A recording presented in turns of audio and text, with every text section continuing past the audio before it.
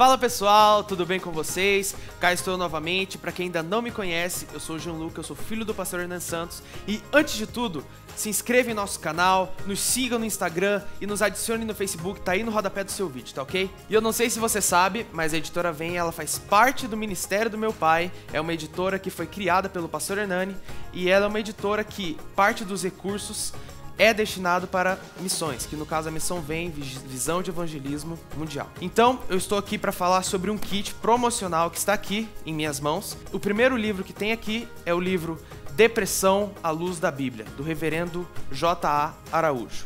E esse livro, para você que sofre com algum tipo de síndrome, com algum tipo de síndrome do pânico, com crise de ansiedade, com própria depressão, ainda mais nesse tempo de pandemia que estamos vivendo, esse livro ele é essencial para você. E o segundo livro que eu tenho aqui é o livro Arrependimento Profundo e Eficaz, do meu pai.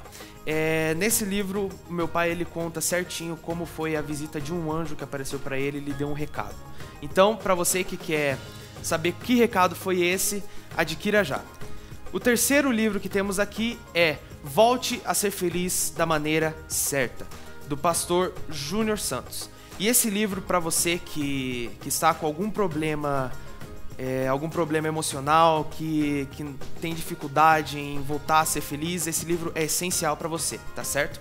Então, o próximo livro que eu tenho aqui, também do pastor Júnior Santos, é 24 Segredos das Pessoas de Sucesso. E para você que quer adquirir esse livro e quer ter uma espécie de manual para ter sucesso em alguma área da sua vida, alguma área financeira, no seu trabalho, então esse livro é essencial para você, tá certo? E o último livro, que é o livro mais recente da nossa editora, é o livro Senhor, Salva-me, de nada mais, nada menos que John Wesley, que é considerado um dos maiores evangelistas avivalistas de todos os tempos após os apóstolos. E esse livro é um manual do cristão. É para você saber como você pode ser salvo, como você pode ter uma vida com Cristo, como você pode ter intimidade com o Senhor. E para você que quer adquirir já esse kit, é isso mesmo que você está lendo, apenas R$90. E você que ficou interessado, acesse já o nosso site editoravem.com, que está no rodapé do seu vídeo, e adquira já o seu. Fique com essa mensagem que eu creio que vai ser uma bênção na sua vida. Que Deus abençoe. E se Jesus voltasse agora? Em uma pesquisa feita nos Estados Unidos, essa pesquisa é interessante, mostrou que o seu estilo de vida hoje tem 90% de chance de ser o seu estilo de vida na hora da sua morte. Isso significa que poucas pessoas mudarão o seu estilo de vida ao decorrer da vida. Ou seja, do jeito que você é hoje, você será no dia da sua morte ou no dia da sua partida. Não vai mudar. Isso se dá ao fato que nós somos acostumados a não mudar costumes. O que isso significa? Quando eu li essa pesquisa, significa que quem costumou dormir de um jeito de um lado da cama vai dormir para sempre. Quem acostumou vestir um jeito de roupa vai vestir para sempre. Quem gosta de um tipo de filme, um tipo de comida, vai ser aquilo e não vai mudar. Agora, existe um dado complicado nessa pesquisa. Por quê? Mediante a essa pesquisa, do jeito que você é hoje, o que você estará fazendo hoje, você também estará fazendo no dia que Jesus voltar. Por isso que a Bíblia diz que nos dias de Noé, no dia do retorno de Cristo, será como nos dias de Noé. As pessoas estarão fazendo o que elas sempre acostumaram a fazer. Será um dia como outro qualquer. E as pessoas estarão casando, descasando, tendo filho, comprando, vendendo, como um dia qualquer. Significa que nós raramente ou dificilmente mudaremos nosso estilo de vida no dia em que o Senhor Jesus há de retornar. Sempre quando eu vou falar sobre o tema, eu procuro lembrar os irmãos de algumas coisas importantes acerca do tema. Primeiro, todos os profetas que profetizaram o retorno de Cristo, são chamados de profetas messiânicos, eles também profetizaram o nascimento, a morte e a ressurreição. Da mesma forma que nós vivemos hoje, que as pessoas dizem assim, mas Jesus não vai voltar, a vida toda dizem isso. Para o nascimento de Jesus foi a mesma coisa, o Messias não vai vir, isso é um absurdo. E ele veio. As mesmas profecias, veja, a profecia do retorno de Cristo, ela é completamente ligada à profecia do nascimento de Cristo. Ok? Então, as mesmas profecias que profetizam o nascimento de Jesus fazem parte do escopo, do pano de fundo das profecias da vinda do Senhor. Fazem parte da mesma profecia. Nascimento, morte, ressurreição e segunda vinda. Então, são profecias apocalípticas. Todas as fases se cumpriram. Nasceu, morreu e ressuscitou. Falta a segunda vinda. Voltando à pesquisa, é importantíssimo, você vai entender que é uma pesquisa de reflexão. Se Jesus voltasse hoje, agora, qual é o estilo de vida que eu tenho hoje que sugere que eu estou pronto para o retorno de Cristo? Porque, meus irmãos, mediante essa pesquisa, quem não está pronto para o retorno de Cristo hoje, provavelmente, ele tem 90% de chance de não estar pronto para o retorno de Cristo no dia que ele retornar. Você concorda comigo? Ou seja, aqueles que não estão prontos para o retorno de Cristo agora, ou se preparem, ou mudam sua rotina espiritual urgente, ou será pego de surpresa. Eu gostaria de fazer algumas perguntas dentro dessa reflexão, para você ir para casa ponderando essas perguntas e analisando essas perguntas. Primeira pergunta: se Jesus voltasse hoje, se Jesus voltasse agora, como está a minha vida de oração? Deixa eu te falar uma coisa sobre vida de oração.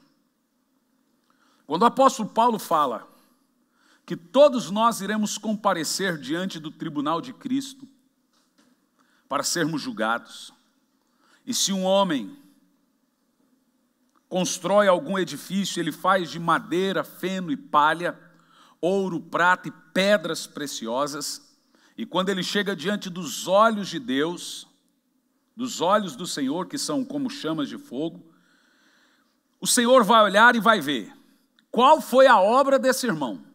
Se for madeira, feno e palha, vai se queimar.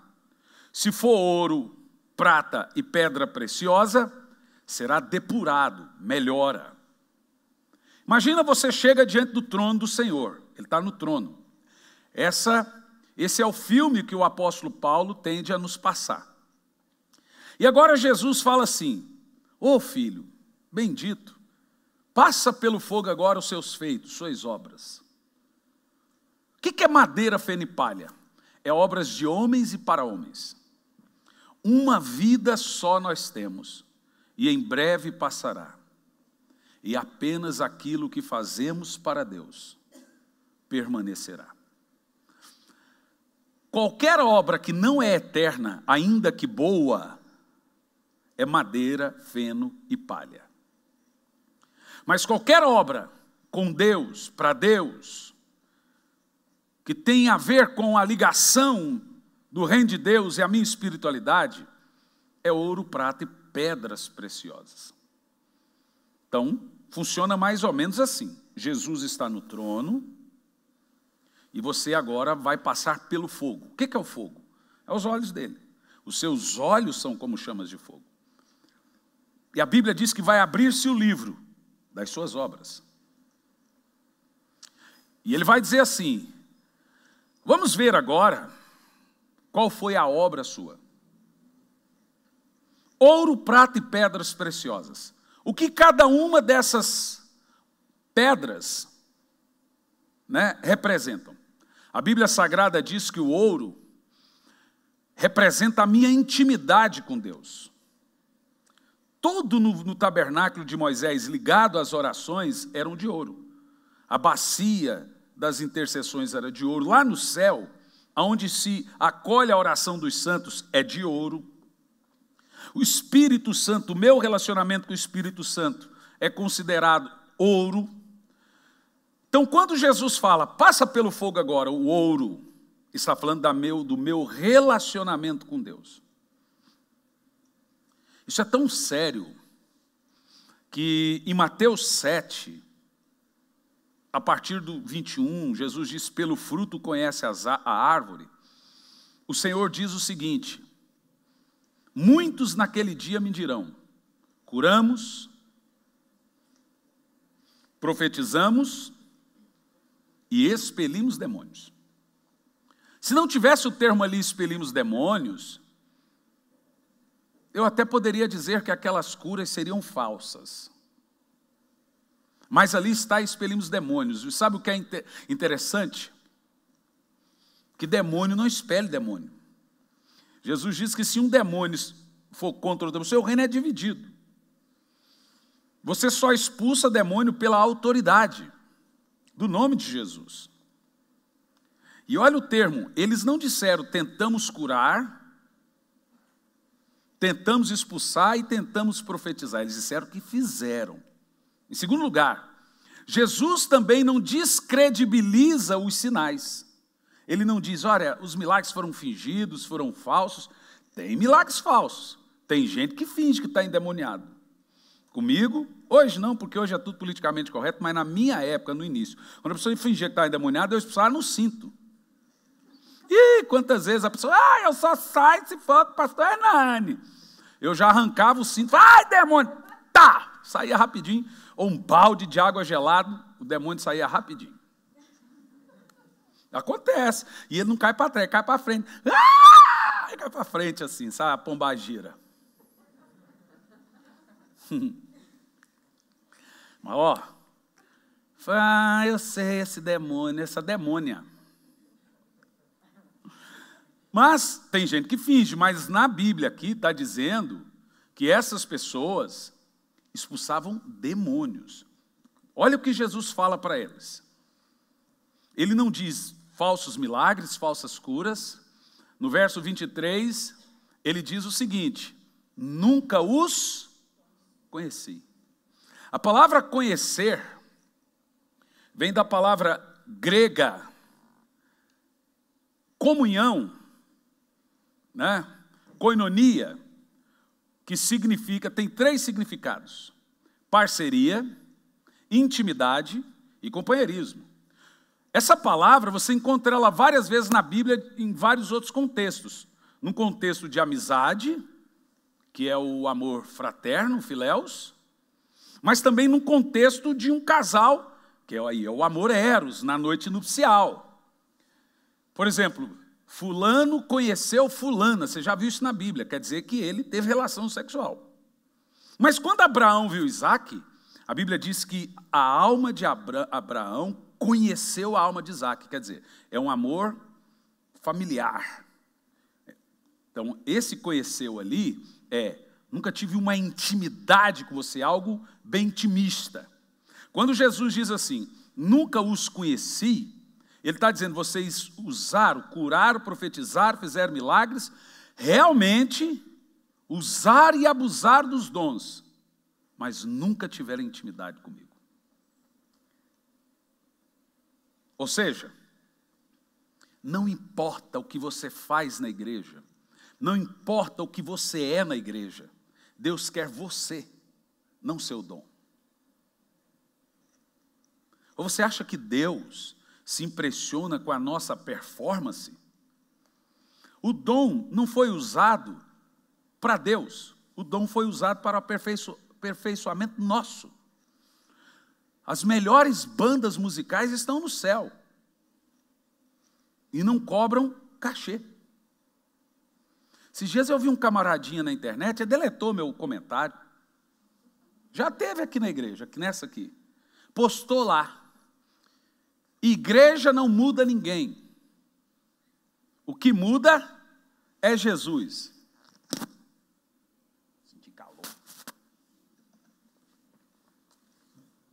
Pode deixar aqui mais. O que muda é Jesus.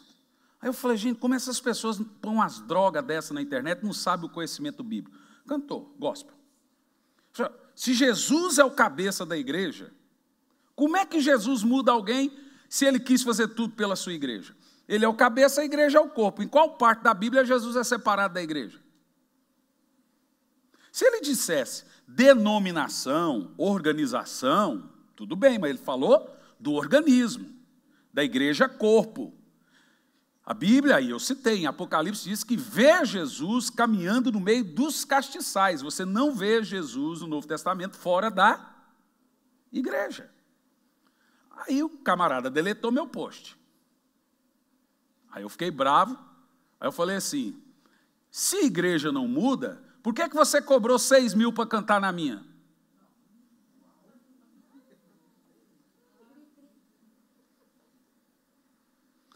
O que está acontecendo agora é muita gente saindo do armário, gente. Atacando a igreja porque não está dando mais dinheiro, não está vendendo mais CD. Então o cara vai lá e fala, agora eu paguei. Criou coragem. Agora vai lá e faz live e canta música secular junto. Por quê? Porque a igreja igual a preço tanto faz. Mostrou que eles não atacavam a igreja, ou porque eles dependiam da igreja para sobreviver. Agora a igreja não está sobrevivendo nem ela mesma. É isso que está acontecendo agora. O que eu estou vendo de gente atacando a igreja na internet, eu fico louco. O cara foi lá e deletou meu comentário. Entendeu? Foi lá e deletou.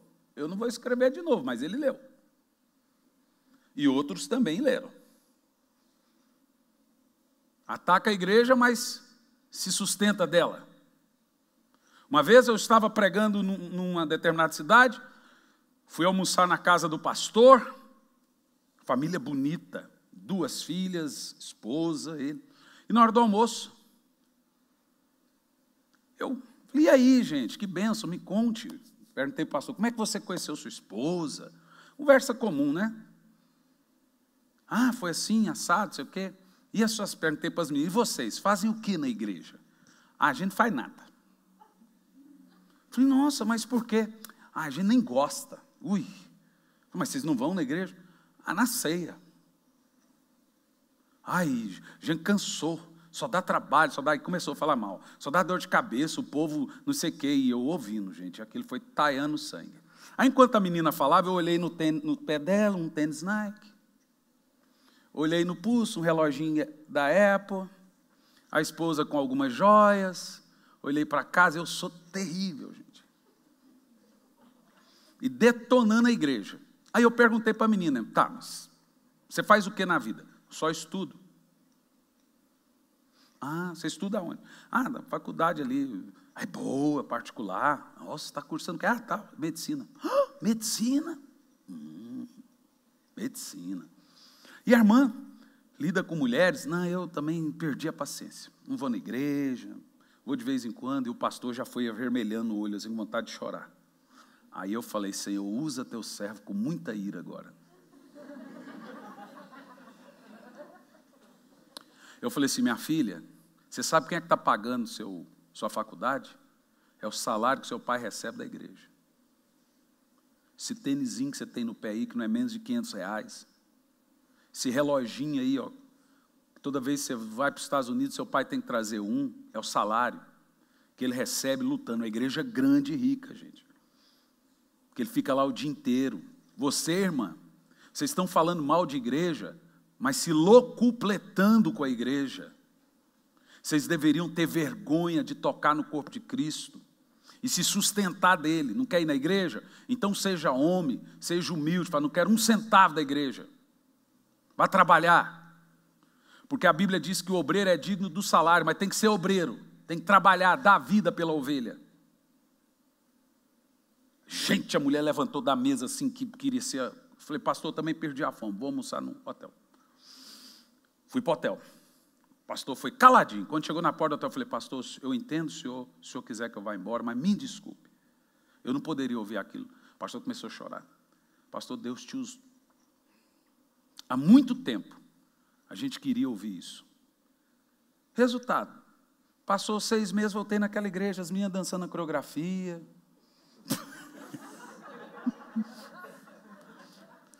A esposa agora lidando com as mulheres. Falei, nossa, que milagre. Então, quando nós falamos de igreja, nós estamos falando do organismo, não da organização. Deus abençoa a organização, mas Ele unge o organismo. A organização é importante para organizar o organismo. Nenhum organismo sobrevive sem organização. Mas o que vai subir para o céu é o organismo, não a organização. Desde a época, Jesus disse, eu preciso organizar o organismo. Por isso que ele falou, vou levantar a igreja. Jesus não queria uma coisa bagunçada, então ele queria levantar uma igreja. Aí, quando ele fala, levantaria a minha igreja, ele está falando de organizar esse grupo que ele chamou de ovelhas. Você precisa entender, irmão, que quando você chegar diante de Deus, nós seremos cobrados por toda a nossa relação com Ele. Aí o Senhor vai falar, passa agora seu tempo de oração no fogo. Queimou. Sua intimidade, seu devocional. Nós vamos voltar aos cultos online. Mas culto é culto. Chegou a hora do culto, não é para você ficar de pijama, tomando café, mascando chiclete. É para você ligar a televisão e cultuar Deus. Acorda. Deixa eu falar uma coisa séria aqui para alguns pais. Enquanto o seu filho é de menor, traga ele à igreja. E se ele não quiser, traga, fala assim, ó, se você não for para a igreja, não tem internet, seu celular e não tem videogame. Acabou e vem rapidinho. Hoje ele vem birrado com bico. Amanhã ele vem por amor. Porque a responsabilidade é sua. Deus não vai cobrar do seu filho de menor e adolescente porque ele não foi para a igreja, vai cobrar de você, pai. Você vira um homem na sua casa, vira um homem de Deus, uma mulher de pulso. Não vai bater em filho adolescente, mas tem coisas que dói mais neles. Não quer ir na igreja? Escolha a sua. Mas não tem isso, não tem aquilo outro, não tem aquilo outro. Não vai passear com a amiguinha, não tem videogame e não tem celular. Porque aqui eles estão expostos à palavra de Deus. Nós somos, irmãos, sacerdotes na nossa casa. Se você vai cultuar a Deus em casa, faça um altar. Não é um santinho lá, não. Eu estou falando de reverência. É hora de culto a Deus. Aí, porque senão você só está assistindo o culto. Você não está cultuando. Pois ali, vamos cultuar a Deus. É para adorar? Vamos adorar. Não precisa nem talvez ficar em pé. Mas adore. Cante junto. Adore ao Senhor. Para que o seu culto seja válido. Porque senão vai acontecer igual dessa vez. Quando voltar, e eu acho que dessa vez vai demorar muito. Principalmente para nós, que eu só vou voltar agora quando tiver uma convicção total, senão fecha de novo, faz gente de bobo. Vai acontecer, o povo vai ficar acostumado, vai ficar frio, aí eu vou ter que tirar o culto da internet de novo, igual fiz, para o povo voltar a vir para o culto. Porque nos primeiros cultos aqui estava dando 20, 30 pessoas. É cômodo. Mas, graças a Deus, nós temos a internet ainda hoje, para podermos acompanhar e cultuar.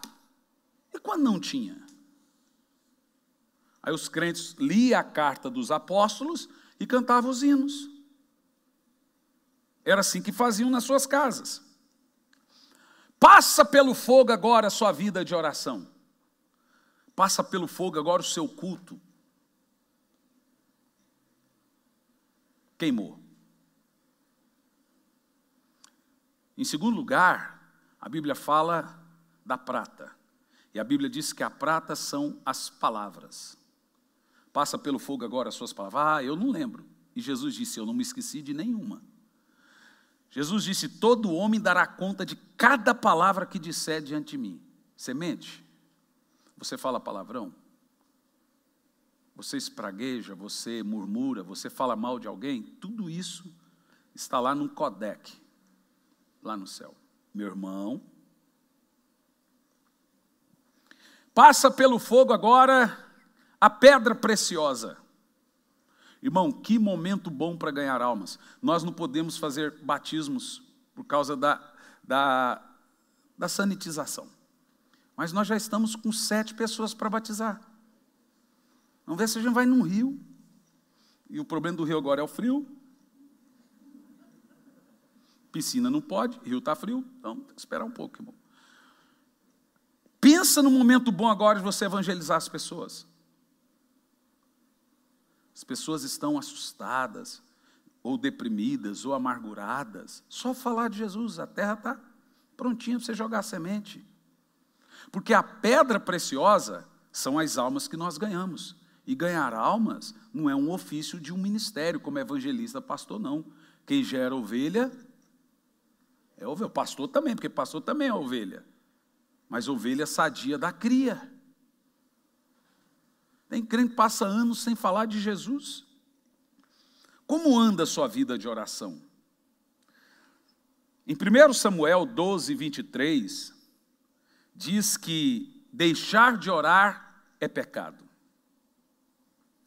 Deixar de orar, de acordo com 1 de Paulo aos Tessalonicenses 5,17 e Lucas 18, 1, é pecado de desobediência, que a Bíblia manda orar.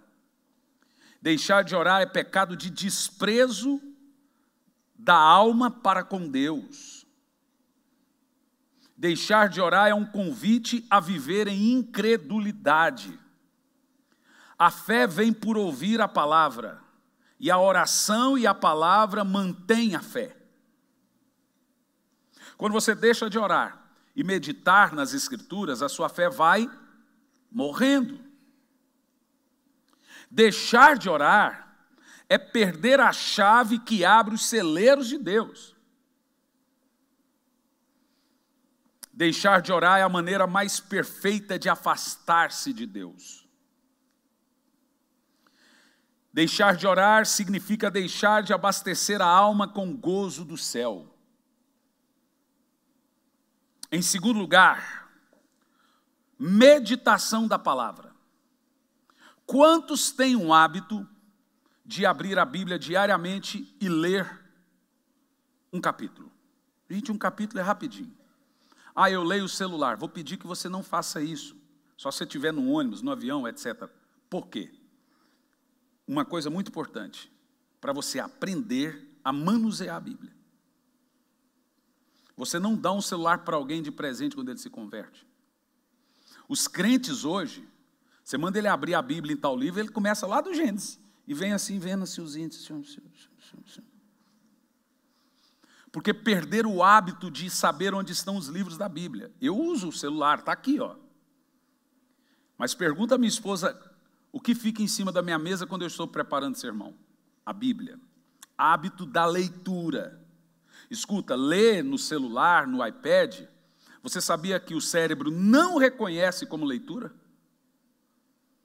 Agora, não pergunta para mim por quê. Mas os professores não estimulam os alunos a lerem tablet, estimulam os alunos a lerem livros.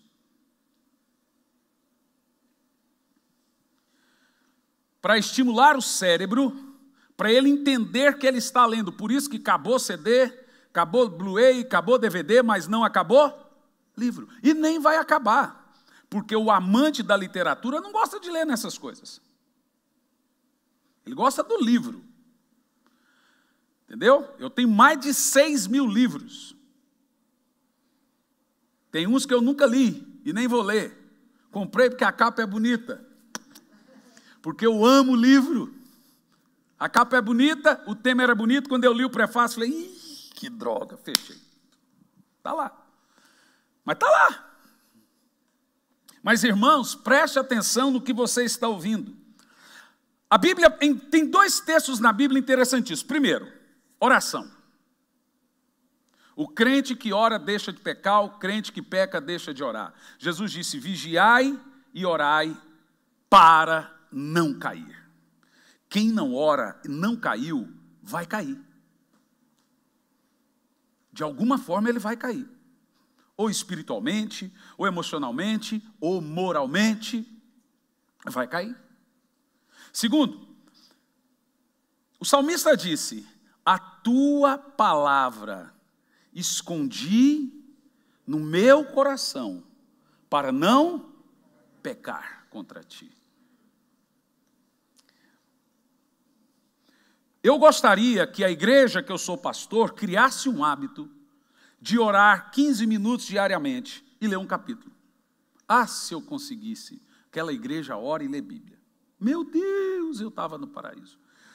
Mas veja bem, quando a Bíblia Sagrada manda a gente meditar na palavra de Deus, e esse é o contexto, as duas palavras para meditar e meditação são encontradas 18 vezes no Velho Testamento.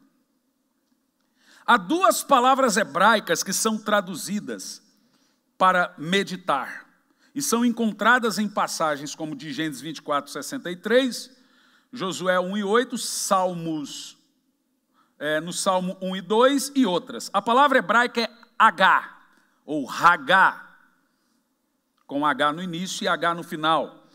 E, dado o contexto desse versículo, significa ponderar, imaginar, meditar, falar, refletir, estudar, dizer, expressar e articular. Como que lemos Bíblia? Lê o capítulo, imagina, pondera, fala, conversa com a Bíblia. O hábito de leitura funciona assim. Eu estou lendo um livro, quando o livro é bom, eu fecho e fico pensando naquilo que eu acabei de ler. Pois abro de novo e leio. Você já fez isso? Interessantíssimo, porque às vezes você está lendo algo tão bom, mas tão bom que você fecha e medita. A Bíblia, ela só é entendida como leitura quando você tem esses hábitos. Pondera, imagina, medita, fala, reflete, estuda, faz as suas anotações, expressa e articula. Isso significa meditar. Um outro significado é dado à palavra hebraica ayak, quando é usado o sentido de ponderar, conversar consigo mesmo em voz alta, expressar, conversar, reclamar, declarar, meditar, pensar, orar e falar. Essas palavras todas significam meditar a palavra de Deus. Então deixa eu te falar, se você durante um ano, escuta o que eu estou falando, você orar todo dia, por 15 minutos, e ler um capítulo, em um ano, se a sua vida não mudar em todas as áreas, você pode rasgar a Bíblia que você tiver.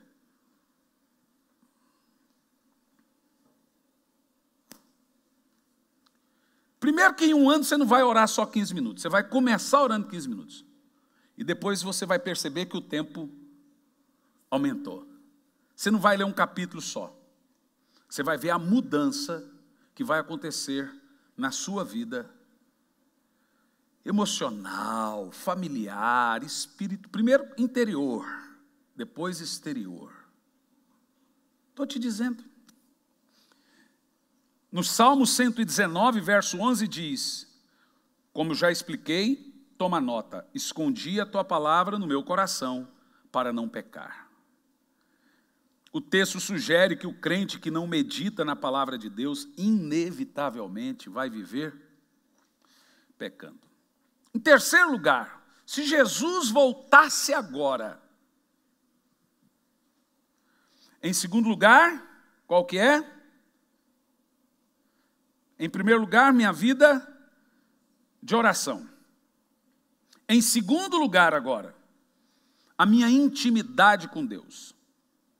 Em Romanos 1:26 diz que nós, por desprezarmos conhecer o conhecimento de Deus, Romanos 1:26, olha lá, e por essa razão, Volta um pouco antes no verso 25 para pegarmos o contexto. Porque trocar a verdade de Deus e mentira e adorar objetos criados em lugar do Criador que é bendito para sempre. Amém. Verso 26. E por essa razão, Deus os entregou a paixões vergonhosas e até as mulheres trocaram as relações sexuais naturais no contrário à natureza. Gente, quando você lê esse texto bíblico, os homens sempre foram jaguara. Agora, o texto diz assim, até as mulheres. Hoje o que a gente vê é que as mulheres estão pior que os homens. Porque o texto está dizendo, no final dos tempos, até as mulheres. Mulher tem um senso materno, de cuidado. Mas aqui diz que até as mulheres. E na minha Bíblia diz assim, por desprezarem o conhecimento de Deus. Continua, vamos continuar lendo o texto. De igual modo, os homens também abandonaram as relações sexuais naturais com mulheres e se inflamaram de desejo sensual uns para com os outros. Oh, Bíblia homofóbica. Deram então início à sucessão de atos indecentes, homens com homens, e por isso receberam em si mesmo o castigo que sua perversão requereu. É os dias de hoje, tá? Além do mais, considerando o quê? Leia em voz alta. Desprezar o conhecimento de Deus. Esse aqui é quem conhece a Deus. Ele mesmo os entregou aos ardis de suas mentes depravadas. O texto diz assim, a pessoa que conhece a Deus e despreza esse conhecimento de Deus, Deus entrega ele ao pecado. Ele não leva em consideração que ele conhece a Deus. Ele não leva em consideração que ele sabe quem Deus é. Ele não é um ignorante. Deus, irmãos, não é um cachorrinho que está ali ao nosso lado, mas agimos sem perceber. Até cachorrinho a gente dá mais atenção do que ao Espírito Santo. Mas mesmo um cachorrinho, às vezes, ali você chega e passa a mão nele. Fala sério, irmãos. Uma geração que perdeu completamente o temor e o amor e o sentido de conhecer a Deus. Quem conhece a Deus aí? O quanto disso é importante para você? Porque tem gente que despreza esse conhecimento de Deus. Ele vive como se Deus não existe. Ele crê que Deus existe, mas vive como se Deus não existisse. Não, ele crê que Jesus vai voltar, mas vive um estilo de vida como se ele não fosse voltar.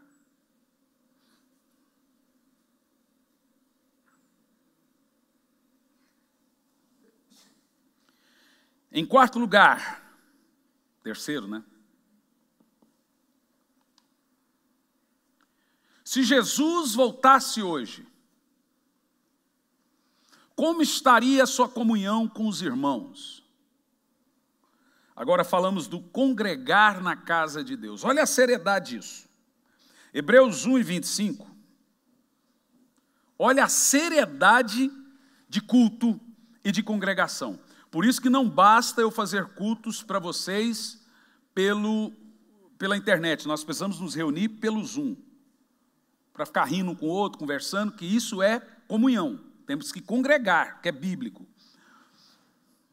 Olha o texto bíblico, Hebreus 1 e 25, por favor.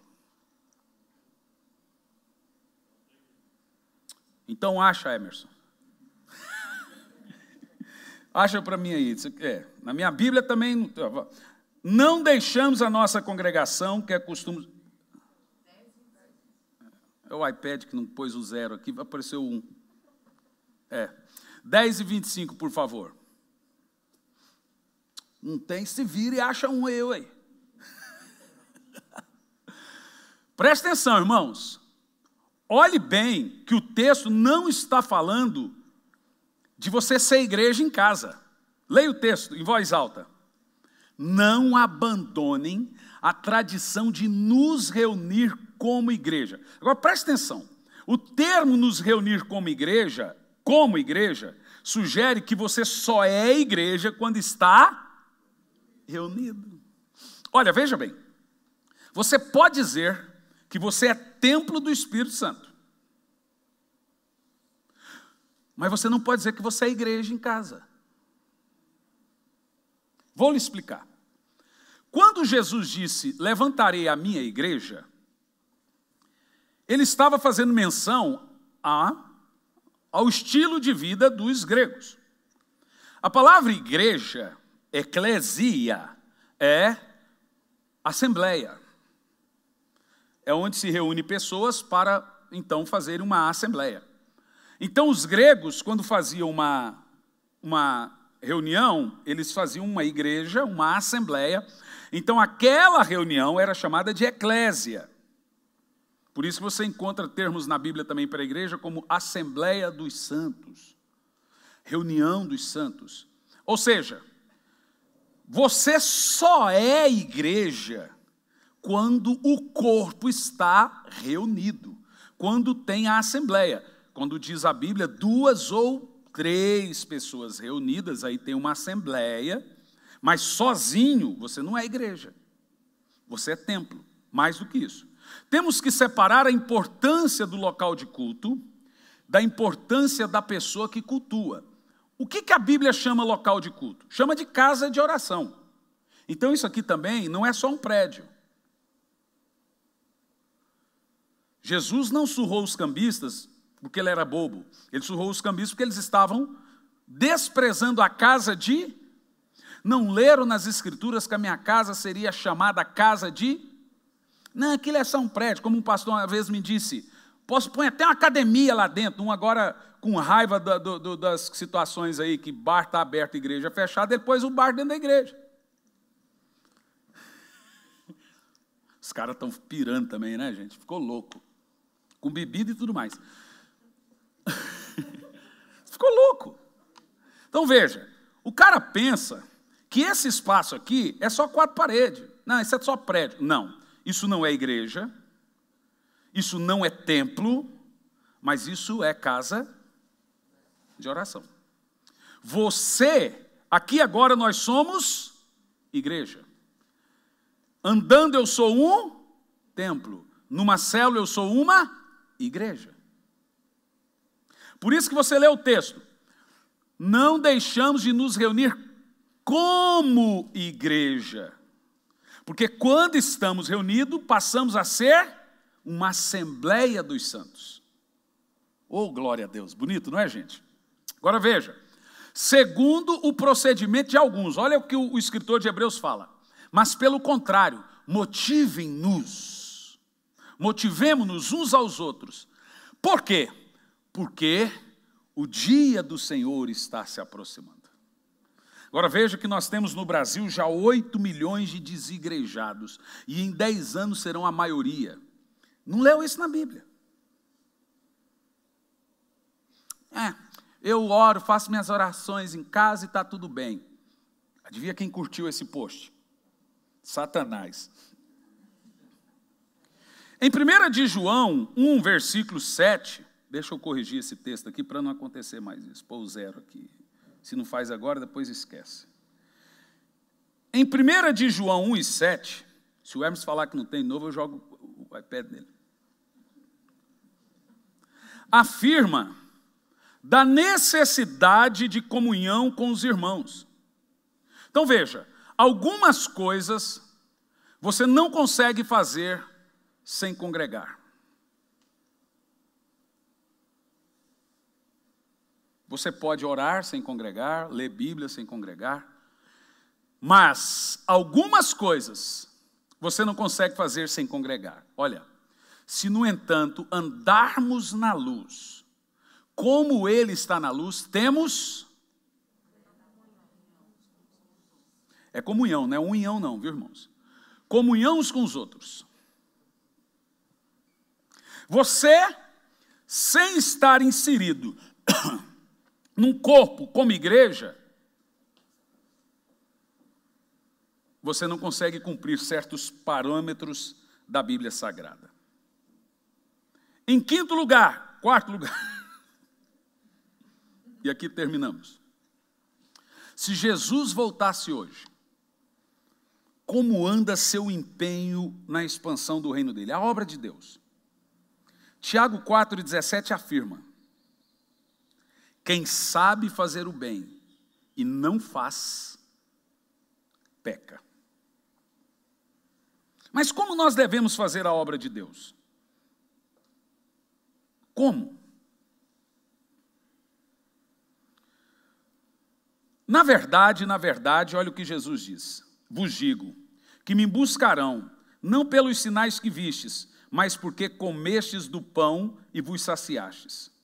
Trabalhai, não pela comida que perece, mas pela comida que permanece para a vida eterna, a qual o Filho do Homem vos dará, porque a este o Pai selou. Jesus respondeu, a obra de Deus é essa, que creais naquele que foi enviado. E no que se consiste crer? A palavra crer é epignose, significa pleno conhecimento. Ou seja, fazer a obra de Deus é entender plenamente o que Jesus fez e fazer também. Jesus disse, ide por todo o mundo e pregai o evangelho a toda criatura. Ele não falou ide pastor, evangelista, missionário, falou a igreja. Tem várias maneiras de você cumprir esse termo. Ou você vai, ou você ora e abençoa quem vai. Senão você não está fazendo a obra de Deus. Nem todo mundo será um missionário lá na África como a Lia. No final do mês nós vamos ter aqui o culto de missões, nem que seja online, mas vamos fazer tudo aqui e você vai assistir em casa. Oferta para missões, vamos fazer tudo. Louvor normal, etc. E você em casa. A missionária Lia está visitando a família dela no interior do Paraná, já estava combinado, mas no dia desse culto de missões, eu gostaria de fazer um pedido para vocês. Ela está há 14 anos, estava sem vir ao Brasil, inclusive só veio agora porque obrigaram. Como ela é brasileira, a ONU obrigou cada um de sua nacionalidade a voltar para sua nação e esperar passar a pandemia. Então ela foi obrigada a vir no Brasil. Eu queria que você, nesse domingo, no domingo do culto de missões, até esqueci o nome do culto, se tiver, põe aí, trouxesse algum presentinho simples, porque não há nada mais valioso do que ser um missionário no campo, nas tribos, sem comer um chocolate durante anos, sem comer um churrasco durante anos, sem ter uma roupa que gostava de vestir. 28 de junho, às 10 horas, vamos ter o culto. Aí, durante o dia, você pode vir, deixa um presentinho para ela, qualquer coisa, irmão. Uma roupa, um sapato, sei lá. Enche ela para ela entender que ela é importante para essa igreja. Esses são os verdadeiros apóstolos. Não é os do jatinho. São esses. Que está lá e ninguém vê. Esse tipo de coisa. Outra coisa, ela me pediu 8 nomes para ela deixar implantado aqui o departamento de missões e um líder. Para ela treinar, fazer um workshop. Para pôr a igreja nessa visão de evangelização. Treinar. Então, já dito e feito, quem quiser fazer parte, deixa o seu nome, manda uma mensagem no grupo ou algo parecido. Minha vida e minha família, como está? Se Jesus voltasse hoje, como está você com a sua família? Você poderia dizer que você e a sua família subiriam com Jesus? Ou você subiria sozinho? Como que está? Olha só esse texto, 1 de Paulo a Timóteo 5:8. Esse é um dos textos mais duros sobre família. Olha que texto absurdo. Olha lá. Não adianta você na igreja ser um santo, em casa um satanás.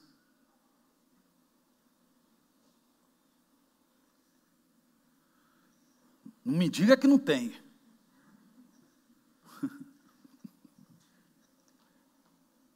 Primeira a Timóteo 5, verso 8.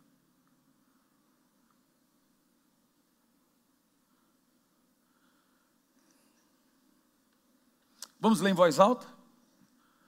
Contudo, se alguém não cuida dos seus, especialmente os da sua própria família,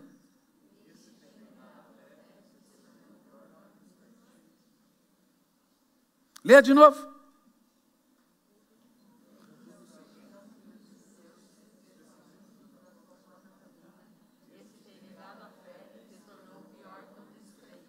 O pai e a mãe têm responsabilidade de instituir a adoração e o culto a Deus dentro da sua casa.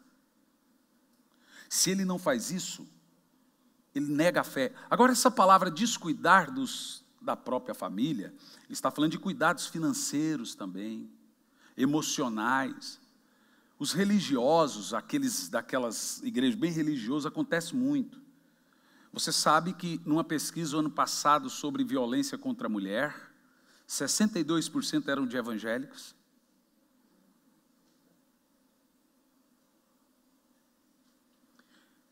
Houve um tempo em Campo Largo que eu tive que bater na mesa.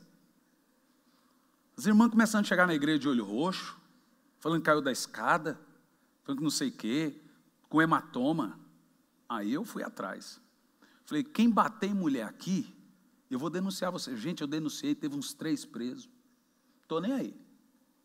Teve um que sentou na minha frente da Polícia Civil, armado, falou assim, ou o senhor é muito homem de Deus, ou é muito corajoso. Eu falei assim, por que você está falando isso? Porque o senhor me denunciou, não sei o quê, foi me intimidar. Eu bati na mesa e falei, rapaz, lá fora você pode ser alguma coisa, aqui dentro eu sou autoridade, fala baixo. Mas por dentro eu estava assim, né? Mas eu enfrentei o cara. Falei, se você bater de novo na sua mulher, eu te denuncio de novo. Você acredita que o cara mudou de vida, gente? Falei, com um tamanhão desse todo seu, com uma molecagem dessa, rapaz, tu deve ser moleque. A mulher era abusada, porque tem mulher que enfrenta o homem. Mas nem, o que você faz, irmão? Sai, deixa ela falando com as paredes. Mas quando a Bíblia fala de cuidar dos seus, ela está falando de você priorizar os cuidados da sua esposa, do seu filho, tanto espirituais como pessoais. Um dia um pastor foi visitar minha casa. Ficou hospedado, ele e a esposa. Aí eu vou falar. Meu pai.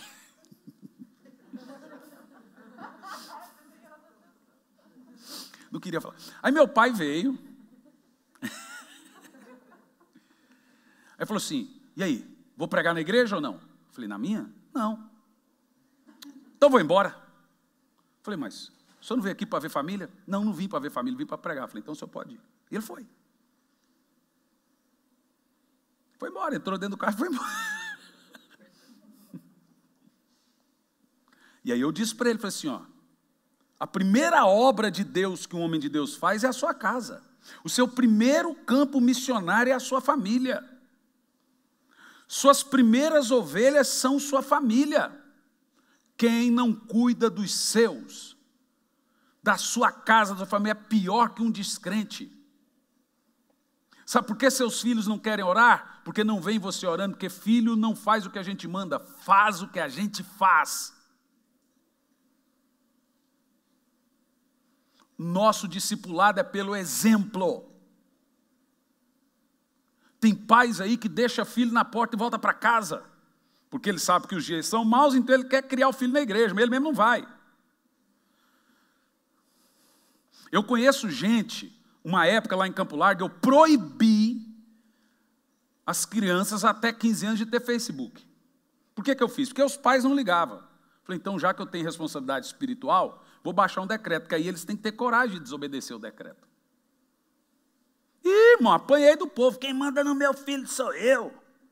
Quem manda na minha filha sou eu. Falei, gente, pelo amor de Deus, não fica postando foto da sua filha adolescente de biquíni. Viu esse vagabundo desse youtuber agora falando, todo mundo ouviu que ele... só que tem na internet é pedófilo. Falei, gente, aqui na igreja, meu filho vai fazer 18 anos e não tem Facebook. E agora o Instagram está tão perigoso quanto. Porque antes era só o Face. Gente do céu. Um dia minha esposa estava no Face, ela deu um grito. Aaah! Falei, o que foi, mulher? Quando ela olhou, um cara mandando uma mensagem para ela, com um órgão, um nervo, e chamando ela, ei, princesa. Aí eu entrei na conversa, falei, fala, gatinho. Ah, eu sou maldoso. Ô, gente, você não sabe o que é internet. Internet é uma rua.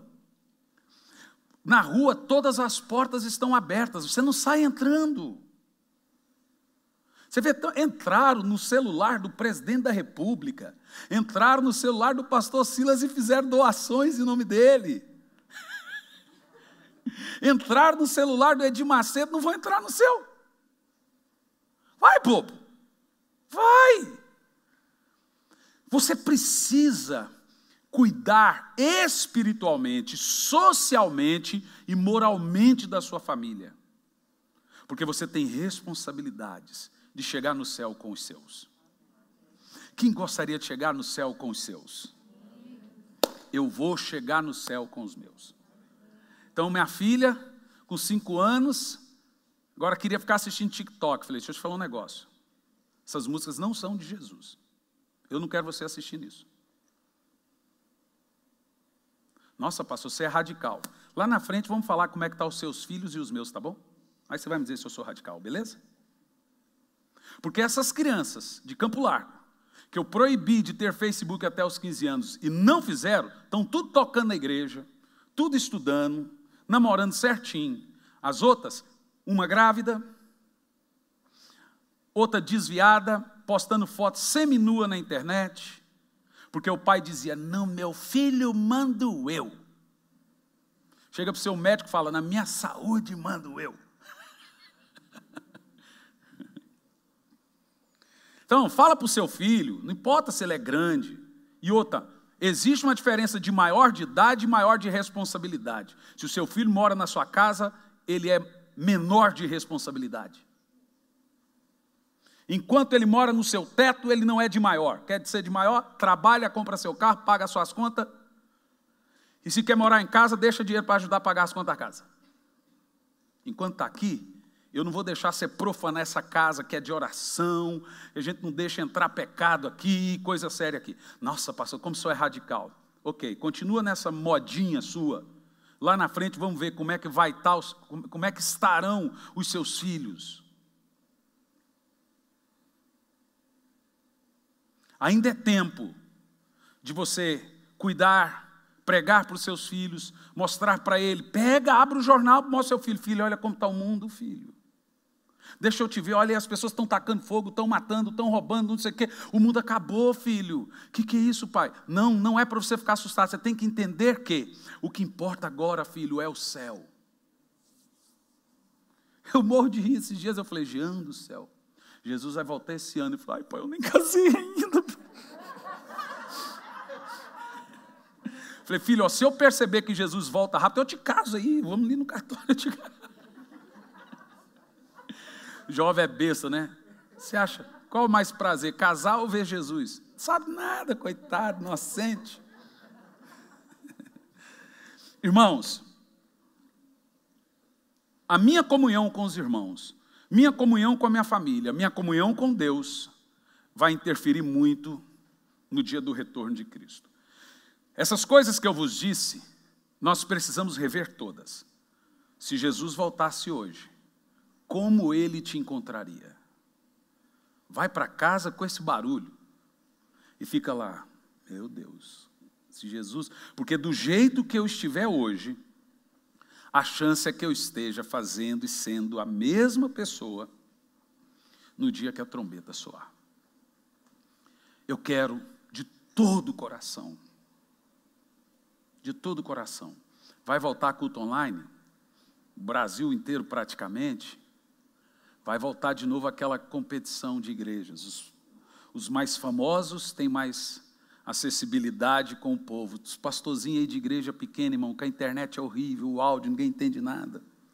Mas também o que custa comprar uma câmera, que não é caro, R$1.000 e poucos, ir lá, porque hoje é necessidade isso. Então, irmão, não assista culto de outra igreja, na hora do culto da sua igreja. Você está desonrando a sua fidelidade. A gente tem que aprender a ter fidelidade. E cuidado com o que você assiste. Porque tem mais falso profeta do que carrapato hoje em dia. Você quer saber se você está ouvindo o nome de Deus? Ele faz você melhorar com Deus. Ele melhora a sua comunhão. Piorou? Não é de Deus. A diferença do falso profeta e do profeta é que o profeta vai confrontar você e sempre, toda mensagem vai fazer você sair reflexivo assim. Ó. Preciso mudar. Nem sempre você sai da igreja melhor do que você entrou. Às vezes você sai pior. Hoje, por exemplo, você vai sair assim mais pensativo.